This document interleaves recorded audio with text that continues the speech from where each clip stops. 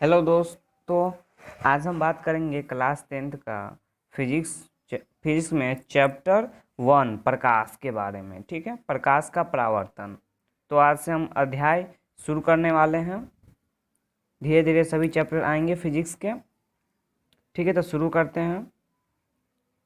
पहला लिखा हुआ है कि प्रकाश क्या है और इसकी क्या आवश्यकता है। तो हम जानते हैं कि प्रकाश एक ऐसी चीज़ है जिसके सहायता से हम किसी वस्तु को देख पाते हैं। ठीक है, मतलब प्रकाश क्या है। प्रकाश मतलब होता है, प्रकाश क्या है, एक ऊर्जा का रूप है और इसी की सहायता से हम क्या कहते हैं, जिसके माध्यम से हम किसी वस्तु को स्पष्ट रूप से देख पाते हैं। ठीक है, ठीक है।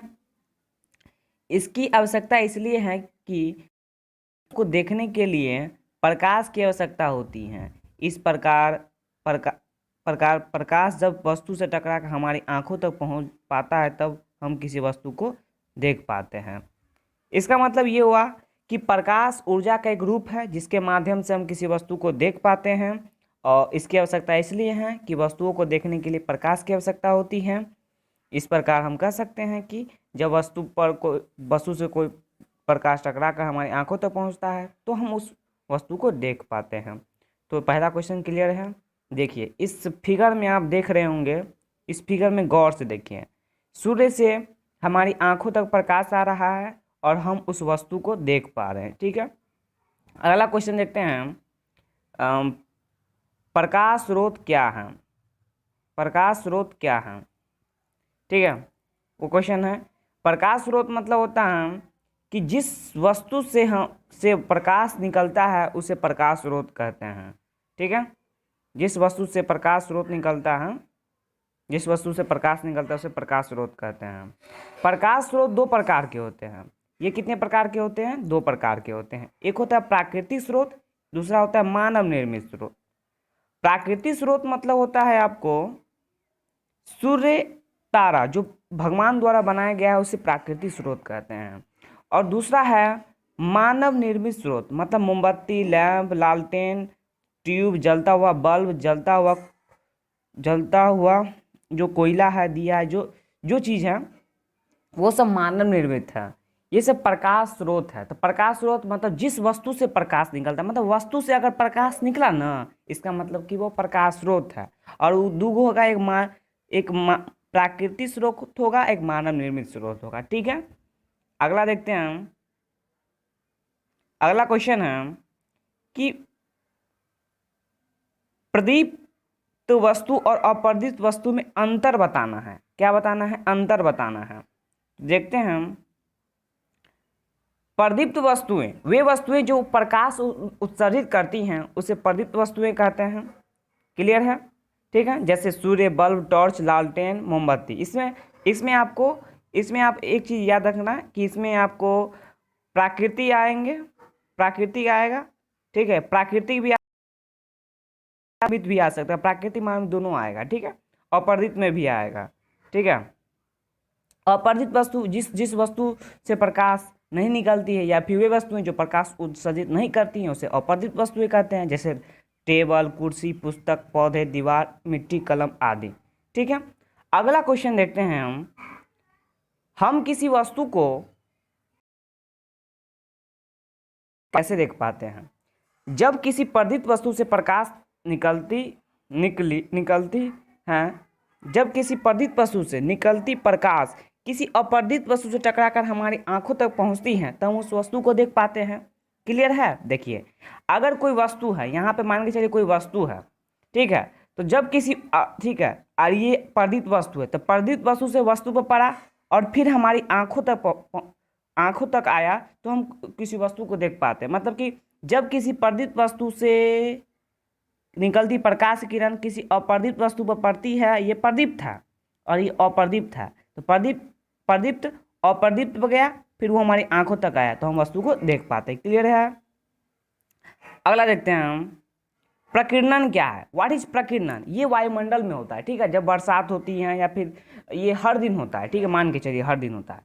देखिए, प्रकीर्णन मतलब कि जब सूर्य से आता हुआ प्रकाश वायु में उपस्थित धूल कणों पर पड़ता है तो वे धूल कण उन पर पड़ने वाली कुछ ऊर्जा को अवशोषित करता है, फिर उसे विकृत कर देता है।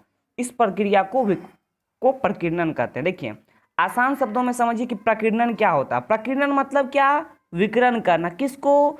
सूर्य के प्रकाश को विकिरण करना। मतलब वैसी प्रक्रिया जिसमें सूर्य के प्रकाश को धूलकण विकृत कर देते हैं। कब होता है? जब सूर्य से आता हुआ प्रकाश वायु में उपस्थित धूलकण पर पड़ता है, ठीक है, पड़ता है तो क्या होता है, धूलकण क्या कर देता है, उन पर पड़ने वाली कुछ ऊर्जा को वो अवशोषित कर देते हैं और फिर क्या कर देते हैं, विकृत कर देते हैं। तो यही प्रक्रिया प्रकीर्णन करा। प्रकीर्णन मतलब धूलकण के द्वारा प्रकाश की किरण को फैला देना। प्रकीर्णन के कारण ही दिन में हम किसी वस्तु को देख पाते हैं। यही प्रकीर्णन की क्रिया है। ठीक है, अगला देखते हैं हम। क्वेश्चन है, एक कोई नोट देख लीजिए, यहाँ पे नोट दिया गया आपको। नोट है कि क्या कारण है कि हम दिन में भी उन वस्तुओं को देख पाते हैं। क्या कारण है कि हम दिन में भी उन वस्तुओं को देख पाते हैं। ठीक है, जिस पर सूर्य का प्रकाश सीधे नहीं पड़ता है, ऐसा प्रकीर्णित प्रकाश के कारण होता है। ये कैसे होता है? प्रकीर्णित प्रकाश के कारण होता है। ठीक है, अब देखते हैं किरण क्या है। व्हाट इज किरण? ठीक है, किरण क्या होता है? प्रकाश की किरण क्या होता है? देखिए, प्रकाश की किरण क्या है? प्रकाश की किरण मतलब एक सरल रेखा में चलने वाली, जो सरल रेखा में चलती है ना प्रकाश, उसको हम कहते हैं प्रकाश की किरण। अगर कोई प्रकाश है, ठीक है, और वो सरल रेखा में जा रही है तो उसको हम किरण बोलेंगे। ठीक है, किरण बोलेंगे। क्लियर है? चलिए, मतलब कि सरल रेखा पर चलने वाले प्रकाश को, सरल रेखा पर चलने वाले प्रकाश को प्रकाश की किरण कहते हैं। जैसे मोमबत्ती की लौ, बिजली के जलते हुए बल्ब और ठीक है, से प्रकाश सरल रेखा में सभी रेखा में जाता है। से प्रकाश सरल रेखा में सभी दिशाओं में जाता है। अगर मोमबत्ती है, देखिए मोमबत्ती है, मोमबत्ती से आपको निकलेगा प्रकाश तो सभी दिशाओं में जाएगा, तो वो सीधा निकलेगा, ना कि ऐसे जाएगा। ये गलत है, ये सही है। ठीक है, मतलब वो प्रकाश की किरण सीधी रेखा में चलती है। एक ऑब्जेक्टिव बन गया आपका। ठीक है, एक ऑब्जेक्टिव बन गया। ठीक है, अब देखते हैं, नेक्स्ट देखते हैं हम। जैसे देखिए, उदाहरण आपको दिया गया है कि सरल रेखा पर तीर का चिन्ह वह दिशा बताता है। क्या बताता है? कि सरल रेखा पर तीर का चिन्ह क्या बताता है? वह दिशा बताता है जिसमें प्रकाश चलता है। देखिए, मोमबत्ती में सीधा है और इस बल्ब, जलते हुए बल्ब में भी सीधा आपको दिख रहा है, ऐसे करके दिख रहा है, ऐसे करके दिख रहा है। प्रकाश को आप ऐसे ही दिखाते हैं ना, ऐसे ही नहीं दिखाते हैं, ऐसे रहता है, फिर एरो करके दिखाते हैं। तो देखिए, ठीक है, नेक्स्ट देखते हैं, किरण पुंज क्या है? व्हाट इज किरण पुंज? ये किरण है। तो देखिए क्या है, प्रकाश की किरणों के समूह को प्रकाश का किरण पुंज कहते हैं। ठीक है, और ये कितने प्रकार के होते हैं? ये 3 प्रकार के होते हैं। एक होता है आपको अपसारी किरण पुंज, दूसरा समांतर किरण पुंज, एक अभिसारी किरण पुंज। अब देखिए, तीनों को समझ लेते हैं। अपसारी किरण पुंज मतलब क्या हुआ? जो एक बिंदु स्रोत पर आकर क्या बोले, निकलकर फैले, जो फैले, जो चीज क्या हो, जो चीज फैले, जो चीज फैले, वो अपसारी किरण पुंज। समांतर क्या है? जो समांतर चले, एक दूसरे के समांतर चले। ठीक है, और अपसारी किरण पुंज क्या है? एक दूसरे के पर आकर मिले, जो एक दूसरे पर आकर मिले। ठीक है, देखते हैं तीनों का लाइन बाय लाइन देखते हैं। ठीक है, देखते हैं अपसारी क्या होता है। देखिए, इस प्रकार के किरण पुंज में प्रकाश की किरण एक बिंदु स्रोत से निकलकर फैलती चली जाती हैं। ठीक है, एक चित्र आगे आएगा, उसमें आप समझ जाइएगा कि अपसारी किरण पुंज वैसा किरण पुंज जिसमें प्रकाश की किरणें क्या होती हैं, एक बिंदु से निकलती हैं और फैलती चली जाती हैं। मतलब कि मान के चलिए, एक बिंदु स्रोत है, ऐसे ऐसे ऐसे निकल रहा है। ठीक है, ऐसे ऐसे निकल रहा है, तो वो क्या होगा, ये होगा अपसारी। एक बिंदु स्रोत से निकलती है, फैलती चले, मतलब ये फैल रहा है, एक बिंदु स्रोत से निकल रहा है। ठीक है, तो अपसारी किरण पुंज होगा। ठीक है, अगला देखते हैं समांतर किरण पुंज। मतलब इस प्रकार के किरण पुंज में प्रकाश की किरण एक दूसरे के समांतर होती हैं। मतलब कि एक दूसरे के समांतर होगी। अब दोनों के बीच का डिस्टेंस अगर 1 मीटर है तो ये भी 1 मीटर होगा, अगर 2 सेंटीमीटर है तो 2 सेंटीमीटर होगा। मतलब दोनों के बीच का डिस्टेंस भी समान होगा, मतलब एक दूसरे के वो समांतर चलेगी, ये पैरेलल होगा। अगर एल है, एल एम एन, मतलब कि L parallel M parallel N. ठीक है, ऐसे होगा। अगला देखते हैं, अगला अब अभिसारी किरणपुंज, व्हाट इज अभिसारी किरणपुंज? इस प्रकार के किरणपुंज में प्रकाश की किरणें एक बिंदु पर आती हुई मिलती हुई प्रतीत होती हैं। मान के चलिए ऐसे ऐसे आया और एक बिंदु पर आके मिल गया, मतलब कि फैलती हुई किरणें बाद में मिल गई, तो अभिसारी किरणपुंज। मतलब अभिसारी किरणपुंज वैसा किरणपुंज जिसमें प्रकाश की किरणें किसी बिंदु स्रोत पर आकर मिलती है। ठीक है, आप लोग समझ रहे हैं? चलिए आगे देखते हैं। देखिए इस एग्जाम्पल में आप देख रहे होंगे, इसको थोड़ा, हाँ देखिए इस एग्जाम्पल में आप देखिए अभिसारी किरणपुंज जो एक बिंदु से आकर निकलती है, ठीक, निकल रही है, तो ये अभिसारी किरण मतलब सॉरी अपसारी किरणपुंज है। अपसारी मतलब एक बिंदु से बाहर निकलना। समांतर जो यही किरण अगर ऐसे जा गया तो वह समांतर है, और यही किरण अगर ऐसे गया तो अपसारी है। तो आप समझ सकते हैं अपसारी, समांतर, अभिसारी किरणपुंज आप समझ गए होंगे। ठीक है, एक नोट देख लेते हैं इसका। ठीक है, सिंपल सा एक नोट देख लेते हैं। देखिए नोट दिया गया है, अभिसारी किरणपुंज के किरणों के बीच की दूरी बढ़ती चली जाती है। जो अब देखिए किरणों के बीच की दूरी यहाँ पर बढ़ रहा है ना, तो वही चीज़ है, ऐसे ऐसे अगर गया ऐसे ऐसे बिंदु से तो किरणों के बीच की दूरी बढ़ेगी ना। अपसारी किरणों के बीच की दूरी कैसी होती है? बढ़ती चली जाती है। ऑब्जेक्टिव बन रहा है आपका। दूसरा है समांतर किरण। इस समांतर के बारे में जानते हैं। समांतर किरणपुंज के किरणों के बीच की दूरी क्या होती है? समान होती है।